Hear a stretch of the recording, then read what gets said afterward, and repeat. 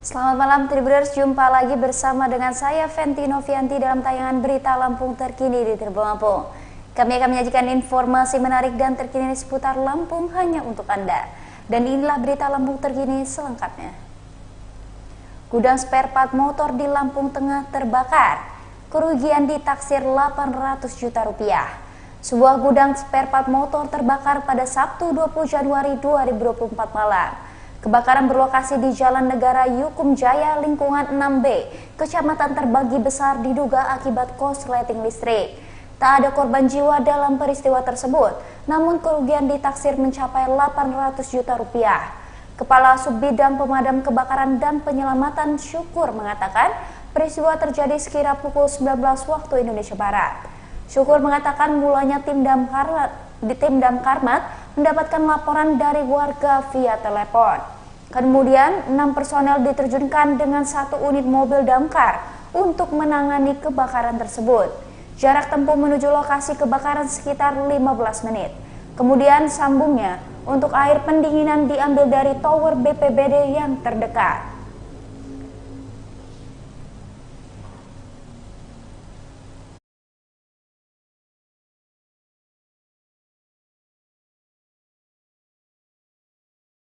Beralih ke kabar selanjutnya Tribuners, GSG Kalianda terbengkalai, penuh rumput ilalang dan jadi tempat parkir gerobak. Kondisi GSG Kalianda Lampung Selatan memprihatinkan meski letaknya tepat di depan kantor Bupati.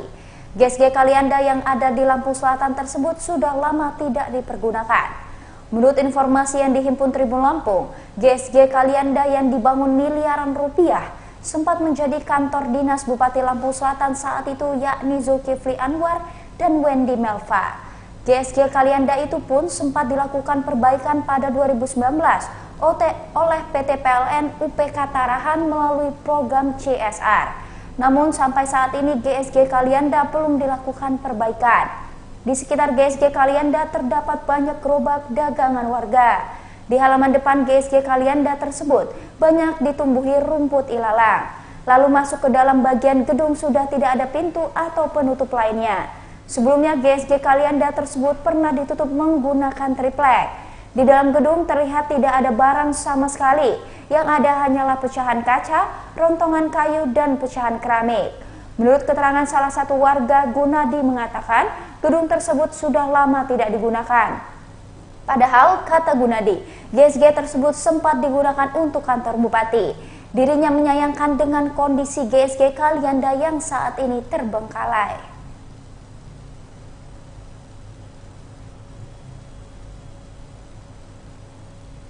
Anggarkan 29 miliar rupiah, Pemkab Lampung Selatan bakal rubah GSG jadi convention hall. Pemkab Lampung Selatan anggarkan 29 miliar rupiah untuk perbaikan GSG Kalianda. Rencananya Pemkab Lampung Selatan akan merubah GSG Kalianda menjadi gedung convention hall. Bupati Lampung Selatan Nanang Ermanto dalam berbagai kegiatannya menjelaskan jika nanti gedung tersebut bakal menjadi pusat kegiatan pemerintahan dan publik. Ia mengaku GSG Kalianda akan menjadi gedung convention hall, di mana akan ada gedung ballroom, convention hall, dan juga food court. Dia berharap dengan perbaikan gedung tersebut mampu mendongkrak perekonomian dan menambah pilihan masyarakat dalam mencukupi kebutuhan gedung pertemuan, serta meminta doa dan dukungan dari masyarakat agar pembangunannya nanti bisa berjalan sesuai dengan rencana, sehingga memiliki gedung pertemuan yang representatif dapat segera terwujud. Kepala Bidang Cipta Karya Dinas Pekerjaan Umum dan Penataan Ruang Lampung Selatan, yakni Almi, membenarkan pihaknya berencana melakukan perbaikan di GSG Kalianda. Namun ia belum dapat mengatakan berapa pagu anggaran untuk perbaikan GSG Kalianda yang akan menjadi gedung convention hall tersebut. Berdasarkan informasi, pagu anggaran untuk pembangunan gedung convention hall mencapai 29 miliar rupiah. Di mana sebelumnya dalam perencanaan dianggarkan 40 miliar rupiah. Diketahui kondisi GSG Kalianda Lampung Selatan memprihatinkan.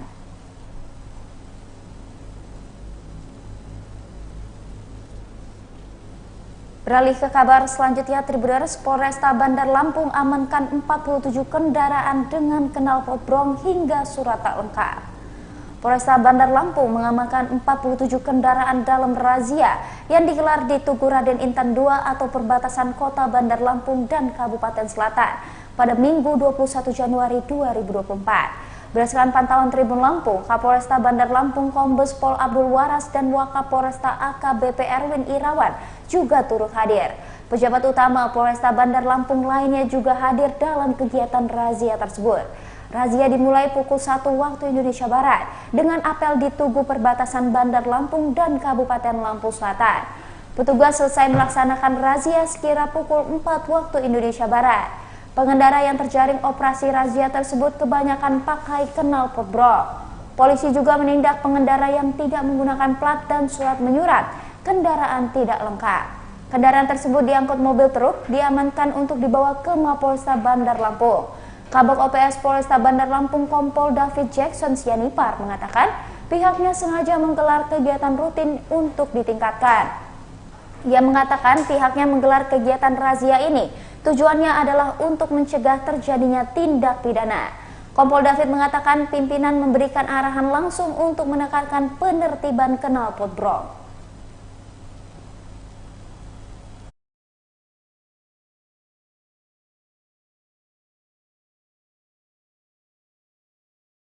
Bawaslu Waikanan Lampung sebut pengawas TPS bertugas 7 hari. Pengawasan tempat pemungutan suara di Waikanan Lampung merupakan salah satu pengawas dalam pemilu.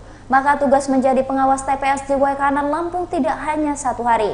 Hal ini diungkapkan oleh anggota Bawaslu Waikanan, yakni Sigit Wiswardi pada Minggu 21 Januari 2024. Ia menjelaskan mekanisme pembentukan PTPS sejak 23 hari sebelum pelaksanaan pemilu. Ia menjelaskan jika ada sebagian masyarakat yang beranggapan tugas PTPS hanya 1 hari, hal tersebut tidaklah benar. Ia juga memaparkan jika selama 23 hari sebelum pelaksanaan ini, PTPS harus menjalankan beberapa tugas. Bahkan apabila terjadi pemungutan suara ulang, PTPS harus bertanggung jawab atas pengawasan tersebut. Sebelumnya sebanyak 1.490 pengawasan tempat pemungutan suara di Kabupaten Waikanan telah diumumkan pada Jumat 19 Januari 2024 lalu. Jumlah tersebut diambil dari kebutuhan TPS yang ada di Kabupaten Waikanan, yakni sebanyak 1.490 TPS. Bawaslu Waikanan juga menyebutkan untuk selanjutnya setelah diumumkan akan ada pelantikan pada 21 dan 22 Januari 2024. Kemudian setelah pelantikan akan ada pembekalan berkaitan dengan apa saja yang harus dilakukan pengawasan TPS. Ia berharap agar PTPS dapat menjadi ujung tombak Bawaslu dalam melakukan pengawasan, khususnya di pemilu 2024. Dan pembekalan itu kapan, Bang? Ya, berkaitan dengan penetapan itu memang diundur ya, tadinya memang hari ini dari tanggal 18 diundur menjadi 19 atau 20, tapi kita di Waikanan sebenarnya tidak ada masalah ya. Kita akan siap mengumumkannya besok di tanggal 19. Jadi memang semangatnya di surat edaran terbaru ini adalah ada beberapa daerah khususnya di Indonesia bagian timur gitu kan, itu memang masih kurang SDM ataupun wawancaranya belum selesai gitu kan. Sementara itu sudah ditarget waktu sebelum keluar surat edaran terbaru. Sebenarnya di Waikanan ini mundurnya itu bukan karena ada apa-apa, tapi memang ada perintah dari RI, dan saya pastikan bagi calon-calon Lakukan pelantikan ya, Bang, ya, dan pembekalan itu kapan, Bang? ya, berkaitan dengan penetapan itu memang diundur ya, tadinya memang hari ini dari tanggal 18 diundur menjadi 19 atau 20, tapi kita di Waikanan sebenarnya tidak ada masalah ya. Kita akan siap mengumumkannya besok di tanggal 19. Jadi memang semangatnya di surat edaran terbaru ini adalah ada beberapa daerah khususnya di Indonesia bagian timur gitu. Nanti ketika pasca pemilihan ya, Anda kata nih, Bang, ketika pelaksanaan PTPS juga tidak boleh meninggalkan TPS dan menjaga suara-suara ya gitu, Bang ya? Ya. Jadi PTPS itu kenapa dilantiknya di tanggal 22 besok ya?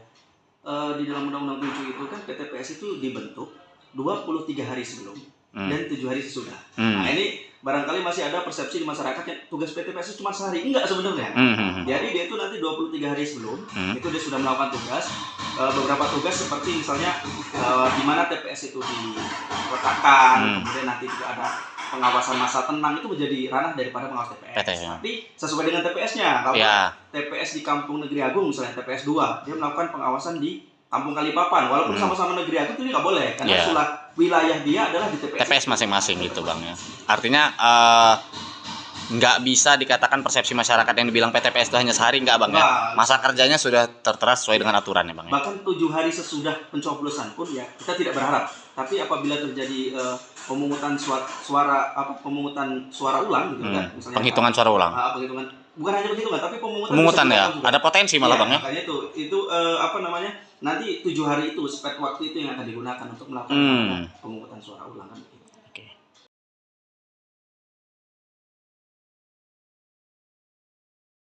Nanti ketika pasca pemilihan ya, Anda kata nih bang, ketika pelaksanaan PTPS juga tidak boleh meninggalkan TPS dan menjaga. Kabar terakhir, Tribuners Jalan Kubangan di Palas, Lampung Selatan mulai diperbaiki sementara usai viral. Pemerintah Kabupaten Lampung Selatan melalui Dinas PUPR Lampung Selatan mulai melakukan penimbunan jalan rusak di Desa Bumi Daya, Bumi Restu, Kecamatan Palas. Akhirnya Dinas PUPR Lampung Selatan menurunkan material sabes atau besi untuk pemeliharaan ruas jalan Bumi Daya Bumi Asi Kecamatan Palas Lampung Selatan pada Minggu 21 Januari 2024. Kepala UPTD PUPR Kecamatan Palas Lampung Selatan Ajat Sutrajat mengatakan pihaknya menurunkan 200 kubik material untuk penimbunan ruas jalan yang rusak. Kabid Bina Marga Dinas PUPR Lampung Selatan Hasanuddin mengatakan penimbunan ruas jalan Bumi Daya Bumi Asih hanya bersifat sementara. Lebih lanjut, Hasan menjelaskan perbaikan tersebut hanya bersifat pemeliharaan penimbunan sabes. Ia mengatakan untuk penimbunan material besi itu dikerjakan langsung oleh Dinas PUPR Lampung Selatan. Camat Palas yakni Rosalina mengucapkan terima kasih kepada pemerintah daerah melalui Dinas PUPR setempat yang sudah melakukan perbaikan di jalan rusak di wilayahnya. Sebelumnya jalan di wilayah Palas juga viral karena kondisinya seperti kubangan. Dan penutupan dengan material ini berdekatan pula dengan agenda kedatangan Capres Paslon nomor urut 3 yakni Ganjar Pranowo ke Kecamatan Palas, Lampung Selatan.